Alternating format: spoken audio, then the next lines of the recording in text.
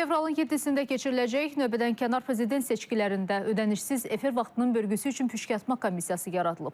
Bu barədə Mərkəzi Seçki Komissiyasının iclasında bildirilib. Qeyd olunub ki, yanvarın 15-də start veriləcək seçki qabağı təşviqat fevralın 6 saat 8:00-da dayandırılmalıdır. Namizədlərə ictimai televiziyada həftədə 3 saat, ictimai radioda 3 saat ödənişsiz vaxt veriləcək. Beləliklə də ictimai televiziya və radioda həftədə 6 saat ödənişsiz efir vaxtı veriləcək.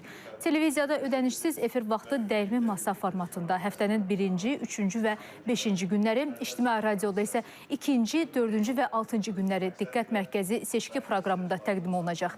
Veriliş televiziya və radioda 21:00-da canlı yayımlanacaq. Namizədlərin çıxış ardıcıllığı püşkatma ilə yanvarın 15-də müəyyənləşəcək. Səsverməni izləyəcək müşahidəçi sayına gəlincə, bu günə demək 20.000-dən yuxarı 20.536 müşahidəçi artıq akkreditasiyadan keçibdir. Bunlardan